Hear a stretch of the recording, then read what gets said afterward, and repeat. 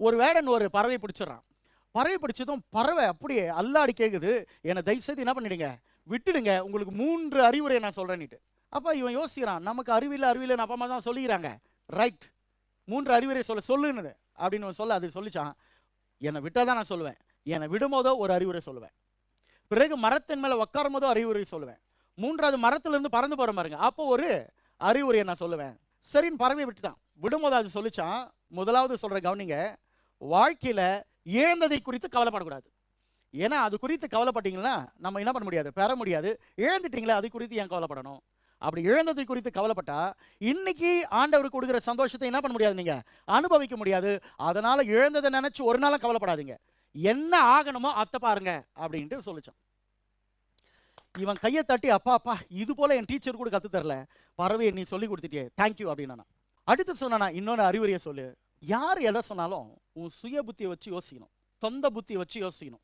யோசிச்சிட்டியா, சரிப்பட்டு வரலன்னா பைபிள் என்ன சொல்லுதோ அதை பாரு, அதை பார்த்து படிச்சு அதன்படி என்ன பண்ணு, கேட்டு எல்லாமே என்ன பண்ணணும். பைபிள் சொல்லுது, எது தேவனுக்கு பிரியம் எது நன்மை என்று பகுத்து அறியத்தக்க உன் மைண்ட் என்ன ஆகணும், புதுசாகணும், ரினியூ ஆகணும், பகுத்தறிவு உனக்கு இருக்கணும் பைபிள் சொல்லுதே. அப்போ நீ என்ன பண்ணணும், எல்லாவற்றையும் நீ உன் சொந்த மொழியில் யோசித்து நீ நம்பணும்.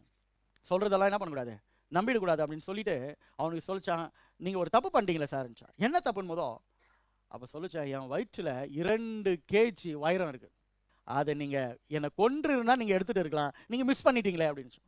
இவன் அப்படியே தலை மேலே கை வச்சுட்டு உக்காந்துட்டான். ஐயோ நான் அழ தொடங்கிருக்கான். என்ன சாமியை நான் மிஸ் பண்ணிட்டேனேன்னு கொஞ்சம் நேரம் பொறுத்து ரொம்ப துக்கமாக அந்த பறவை அவனை பார்த்துனே இருக்கான். அப்போ சொன்னா, நான் என்ன பண்ணுறது, மிஸ் பண்ணிட்டேன், சரி 3வது ஒன்று சொல்கிறேன்னு சொன்னியே சொல்லு அப்படின்னு இவன் ரொம்ப கோபமாக துக்கம் கலந்து கேட்டானா. அப்போ தான் சொல்லிச்சான், டே மடையா, இழந்ததை நினச்சி கவலைப்படக்கூடாது, நடக்க போகிறத பாடுறா, நான் ஃபஸ்ட்டு சொன்னேன், அது நீ கேட்டியான்ச்சான். ஷாக் ஆச்சு மாதிரி ஆச்சு. 2வது சொல்லிச்சான், யார் என்ன சொன்னாலும் நீ என்ன பண்ணனாத்த, உன் அறிவை கொண்டு யோசிக்கணும். இவ்வளோ சின்ன பறவை வயத்தில் 2 kg வைரக்கல் இருக்குமாடா மடையான்ச்சான். அவன் வந்து நூலாக போயிட்டுக்கிறான். அப்போ சொன்னான், நான் சரி 3வது எனக்கு சொல்லு நானா.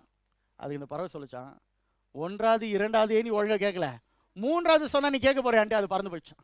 So moral of the story என்னென்னா, ஒன்று நம்மளுக்கு சுயமாக புத்தி இருக்கணும், இல்லைன்னா சொல்கிறதுனா கேட்டு செய்யணும். இது உலகத்தின் பழமொழி. நான் உங்களுக்கு சொல்கிறேன், உனக்கு சுய புத்தி இருக்கோ சொல்கிற புத்தி இல்லையோ அது பிரச்சனை இல்லை, வேதம் என்ன சொல்கிறதோ அதன்படி நடங்கள், இதன் மேலே நடக்கிறவன் கீழே விழவே மாட்டான்.